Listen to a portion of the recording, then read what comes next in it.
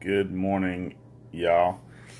Time for day 2 of this client getting tools and tactics thing. You're probably going to say, dude ain't saying nothing particularly fresh or groundbreaking here. I'm just sharing what's worked for me, and I hope that it's something that can help you too. So yesterday we talked about having a website, having your own website and your own domain, and leveraging that for your professionalism more than anything else.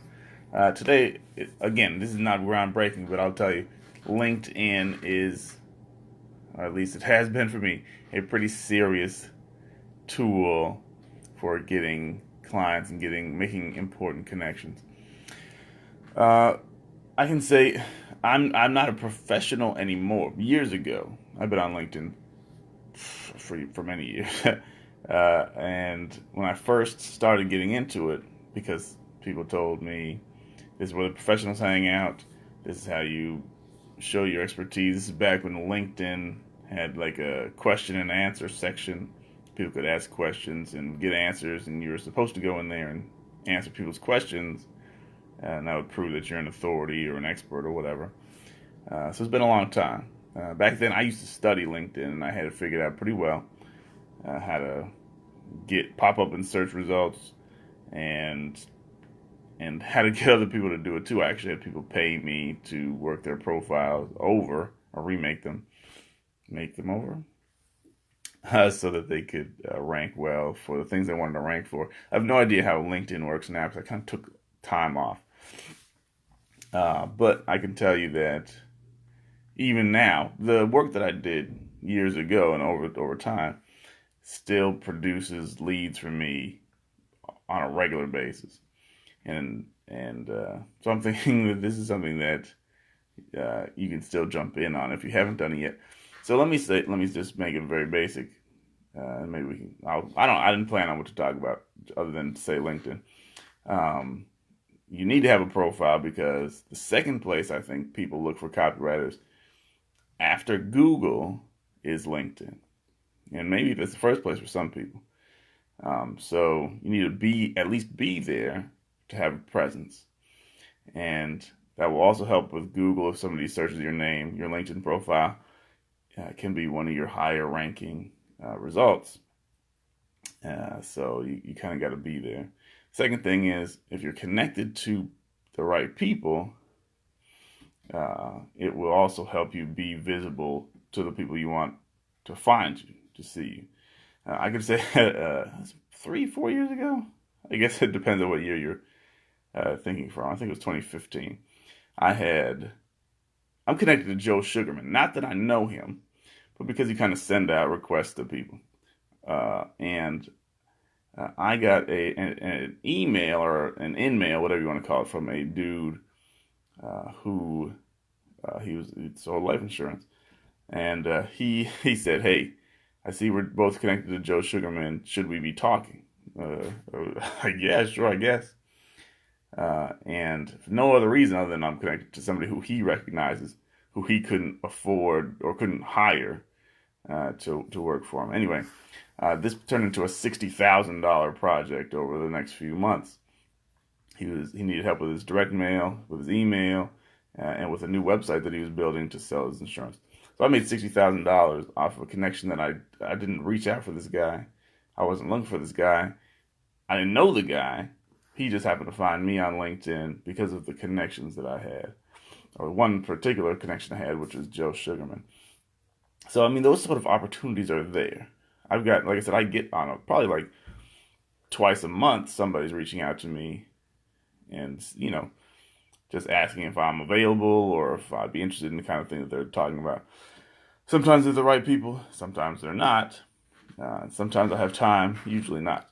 But I mean, that's good for, hopefully, you all in this group. I can pass some of these off to you. I have one cooking right now. I hope the dude sent me an email. He works for a precious metals company. And I told him I didn't have time, but we could, I might be able to work something out, and he hasn't got back to me yet. So hopefully we'll be able to funnel that to somebody else. Anyway, you got to be on LinkedIn. So let me say something. Let me say a couple things, I guess. Number one, which is the point, you got to be there. Number two, you got to be connected to the right people. Now, I think that we should all be connected to each other. I don't know if you agree, you don't agree. It can't hurt, but having like 40 connections make you look like you're not that much of a professional. Again, this is going to be kind of like looking like a professional, like your website, but you kind of got to have connections. So we should connect to each other, and if you're not connected to me, let's find a way to fix that. Connect to each other, but also you should be connecting to authority figures in your space, just to give the appearance that, and actually, something could happen. You never know, but to give the appearance that you're connected to the right people in your industry and you know what's happening. And of course, you should be connecting with the kind of people who you want to hire you, and people in those spaces where you'd like to be visible. So again, from what I used to know, like I said, I'm not sure 100%, but I think this is still true. When people search for somebody on LinkedIn, first of all, it's not like Google. You don't have to take time to rank. LinkedIn, because it's its own ecosystem, it knows what's what. It knows where the keywords are, knows who's connected to who.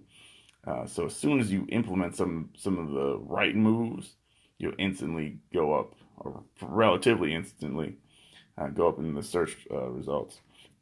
Anyway, but one of the key filters in LinkedIn is connections. First level connections will rise to the top, even if the keyword search, the words inquiry is not direct or exact. I remember, it's been a while, whatever, looking for coach. It was like some kind of coach. And, I got a bunch of people who are not, there's no coaching involved. They may have mentioned the word one time, but they're not coaches. But they're high in my search results because they're first level connections, and they're connected to or their second level connections, they're connected to my connections. So it helps you boost your ranking without trying that hard. If you're a first level connection to these people or a second level connection to these people, you're going to get better results. So you probably know this. You can probably do a better job searching for a good article on Social Media Examiner or something. But you got to have a good title, your job title or whatever. And cute is whatever. But I think it makes more sense to have terms that people are looking for, and you can get cute lower in your profile. I have direct response copywriter. That's what I want to be found for. That's what I think people are looking for, and it seems to be working well for me. So you can look at my profile. I'm not saying I have the best one. Matter of fact, I know I need to update it. I haven't done anything with it in a long time. But you can just take a look at it, for example. The other thing that you can do, a lot of people do, you want to have, at least, okay, this is how I've done it, but whatever. I have working for myself as my main client. So I've been, Donnie Copywriter at Donnie Bryant, something like that.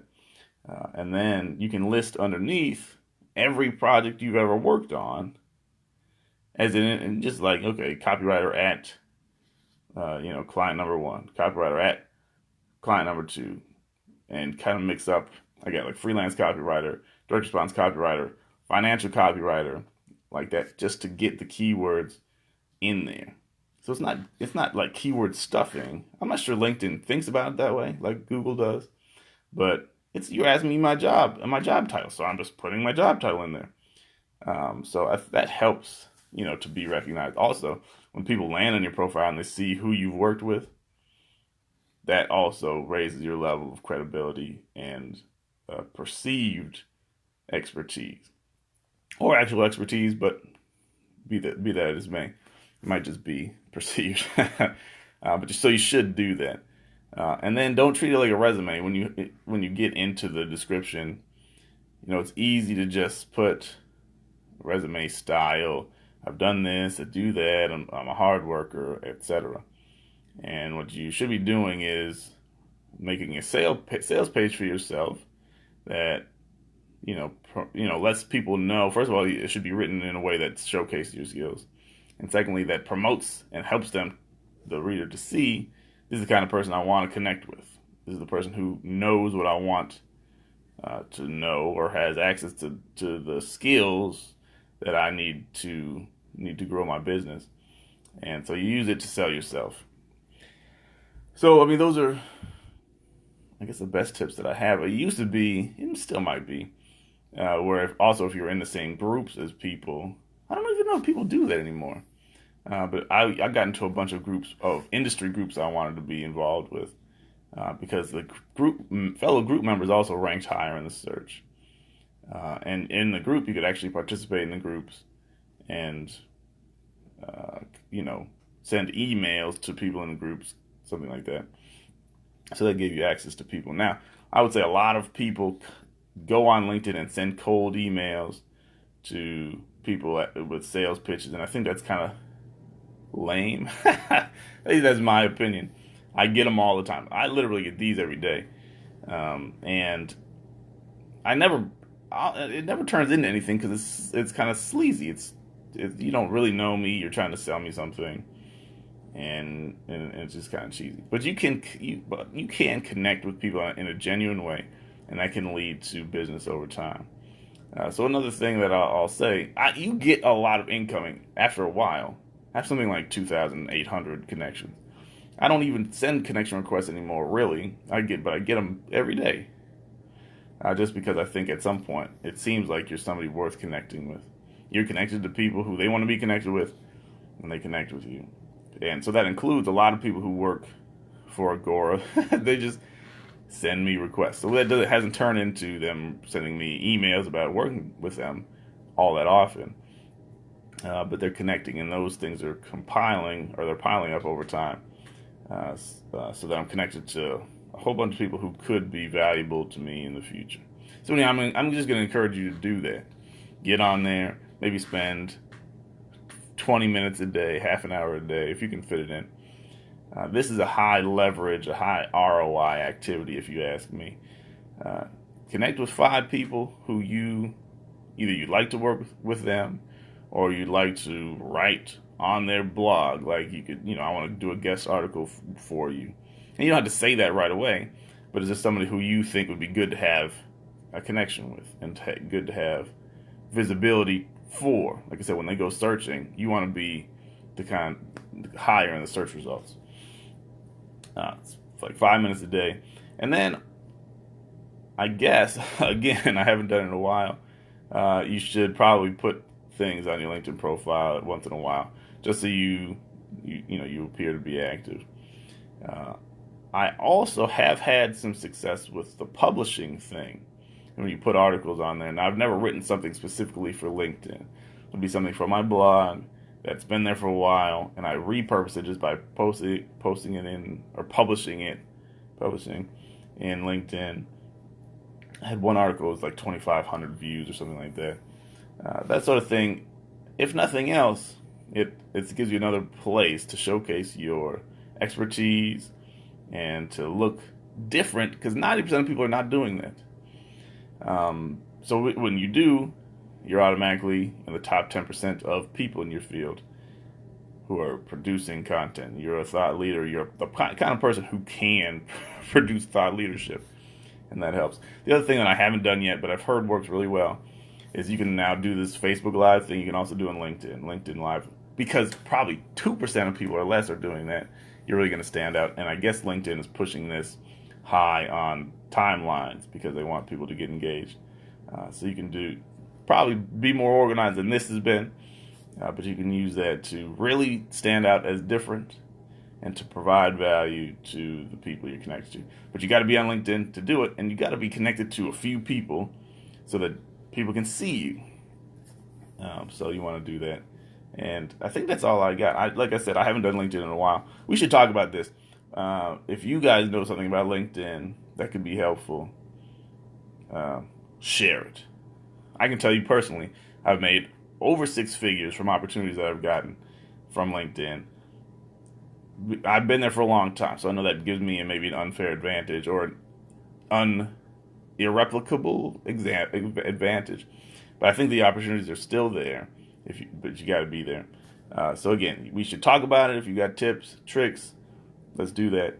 And we should connect with each other so we can benefit each other. If nothing else, you have 30 more connections than you had before. Just because we're going to help each other out in that respect. And then we can like each other's stuff and give each other recommendations and whatever. that will make us all look a little bit better. So that's all I got for now. But let's talk about this and let's do something about it. What do you got? Jerry says it's a great place to find clients who need articles written. I bet that's true. So go do that. Let's talk about that. Give us some of your examples or your insights into that, and we can all dominate LinkedIn. Tomorrow will be something a little bit less obvious maybe, but more exciting. Hopefully. I'll talk with y'all later. Peace.